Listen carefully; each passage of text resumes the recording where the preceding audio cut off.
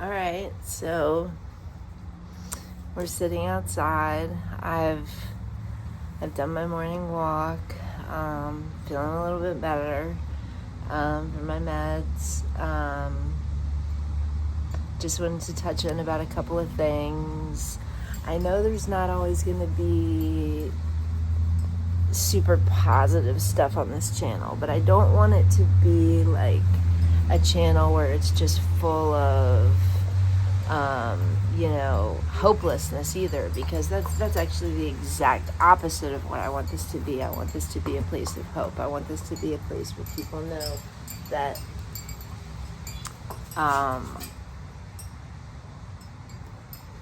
that we can get through this, right?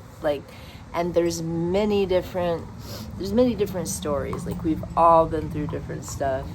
We've all experienced different stuff. Some of us have experienced homelessness. I mean, I'm not even going to list the different traumas that can exist with addiction. Sometimes the addiction is actually the result of the original trauma that could have started in childhood.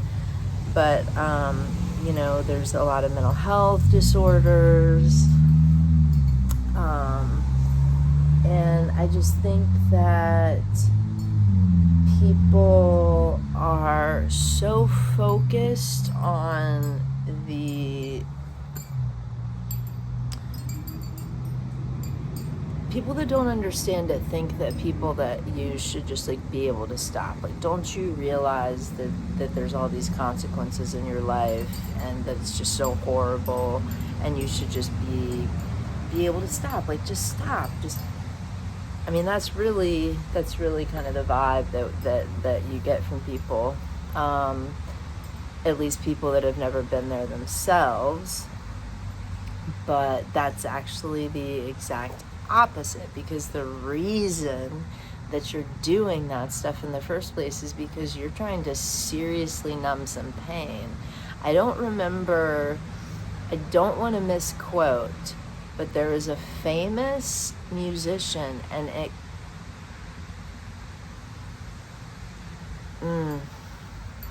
I don't want to misquote. It could have been Karen Carpenter, but I really don't think it was. So, there was a famous female musician who actually said that her heroin addiction saved her life.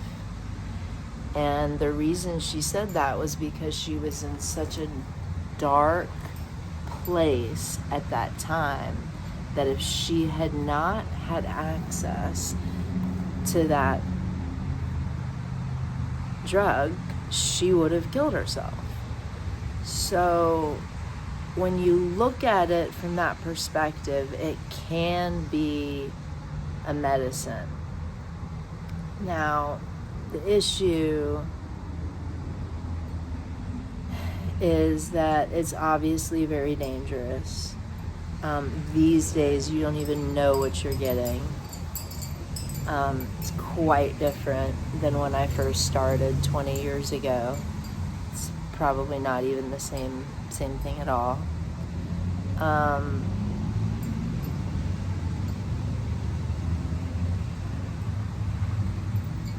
I feel like I'm kind of rambling, and what I really wanted to talk about was just how bad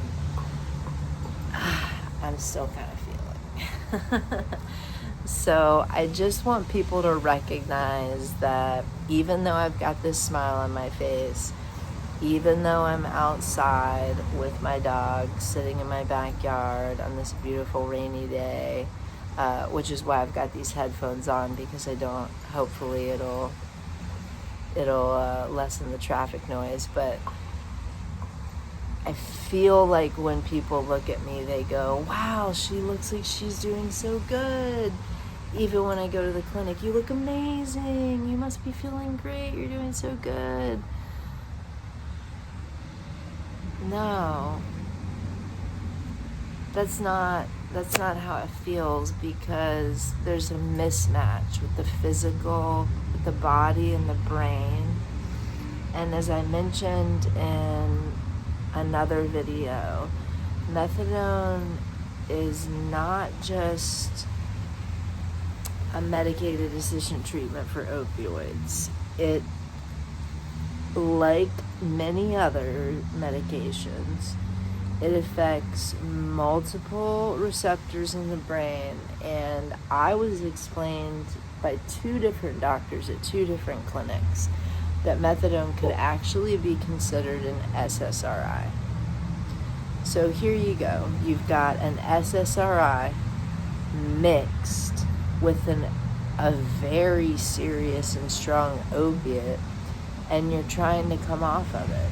So the first thing that happens is your body gets confused, doesn't know what's going on. You get the chills, the GI stuff, the histamine stuff, the sensitive skin, the flu-like stuff that I hate calling flu-like because it's not flu-like at all, the temperature dysregulation, the feeling like you're 80 years old, feeling like standing up to walk across the room is like the job of the century.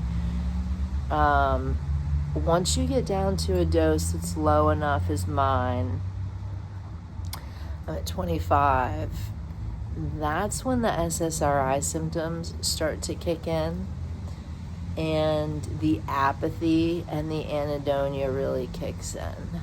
I've been having a really, really hard time lately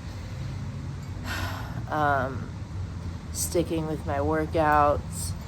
I have always been somebody that has been really disciplined with my workouts. I do Pilates every other day and then yoga in the days in between, and now I'm lucky if I'm getting in yoga on Friday and, Pilates on a Tuesday.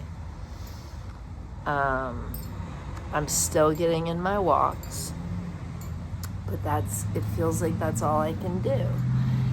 Every single chore and errand feels like I'm having to do it with a 50-pound weight on my back. And that's just the only way I can describe it. It's so hard when you live alone. It's so hard when you're so isolated.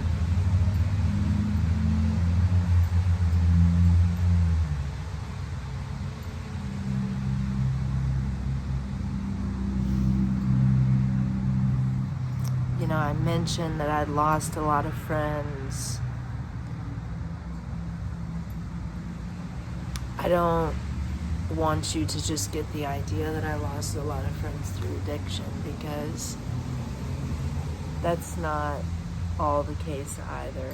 I lost my mom when I was 25. I lost my childhood best friend when she was 26 to a very rare type of blood cancer. I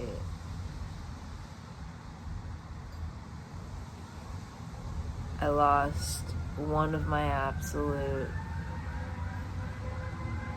best friends in the world. I did lose to an overdose, and the sad part about that is that I didn't even know he was using. I think he was too ashamed to tell me because he knew that I had had those problems, and his family still blames me for that. I was disinvited to his funeral. That was 15 years ago, and it was 13 years ago, and it still feels like there's a knife in my chest whenever I think about it. I've also lost many friends. I have lost many friends to overdoses, several of which I was present for.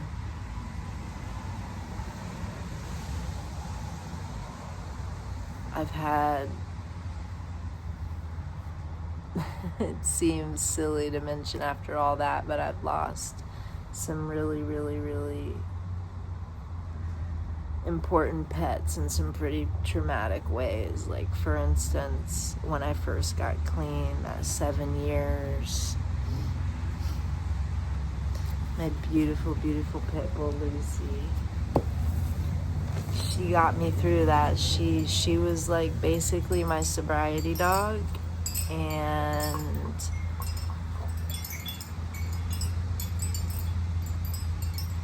she basically overnight grew a baseball-sized tumor on her rib cage and ended up with an osteosarcoma. They told me I might have about 6 months with her, but it ended up being more like 3 weeks. That also all happened around the time of COVID, so I was very isolated when that happened.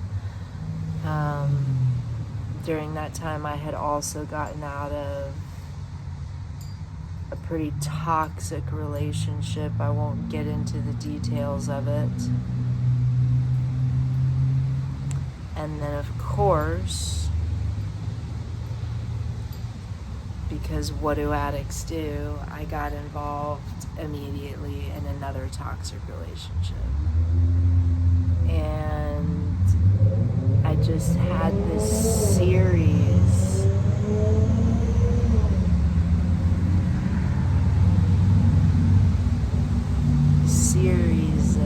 of events that happened that really fueled the fire for this last relapse. And now I know, because I thought I would never ever relapse again, but now I know we can't tell ourselves that, because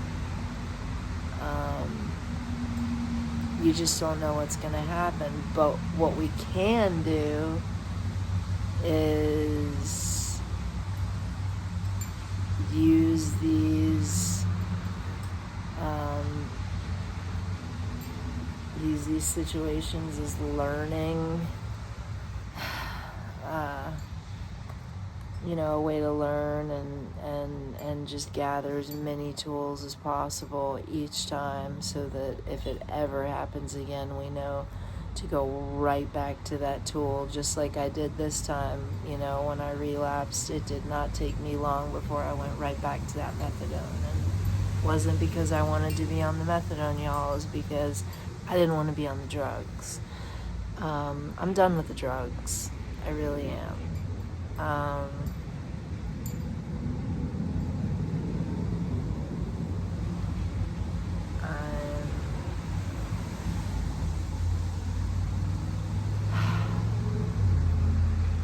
tired,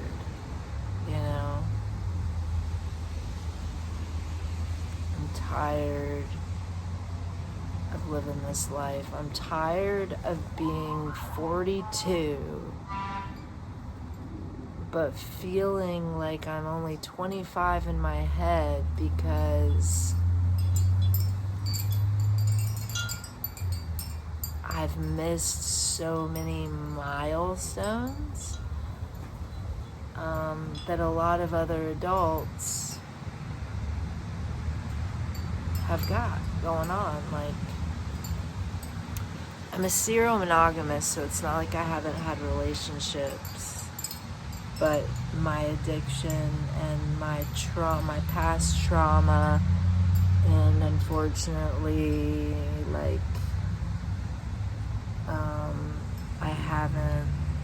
my trauma has really affected the way that I communicate with my partners, or don't communicate for that matter. So I've kind of just had a lifetime of serial monogamy, 5-6 year relationships that just ended. But I've never been married, no kids.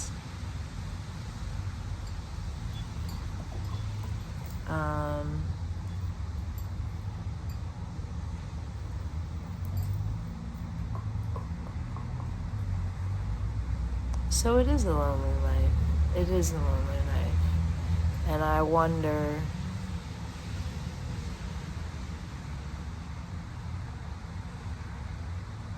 I do wonder if that will change one day. I wonder if it's possible. Or some days, I think maybe I would be better off alone. I mean,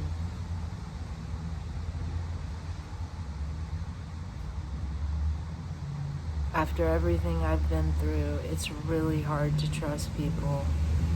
I've been really let down by some of the people that were supposed to be the closest to me, and maybe that's something that's common in life, but it's done a number on me. It has. Maybe some of you can relate. And once you've lost that trust in humanity, once you realize, I'm gonna make a big statement here, all right?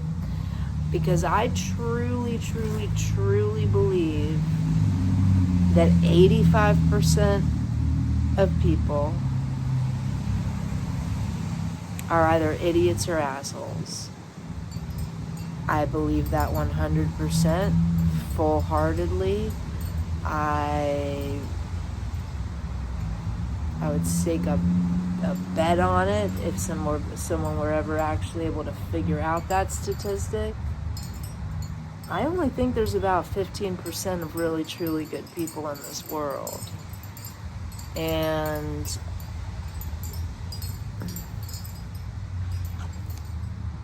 I do think I'm one of them. I think what's ironic is that a lot of the truly kind and intelligent people are the ones that experience so many problems in their lives because they just go absolutely crazy dealing with all the assholes and idiots. It's that simple. So let's leave it there. Assholes and idiots. Stop causing us problems for the 15%. Please. Oh man, I just want 14 acres somewhere. That's all I want. I just want 14 acres.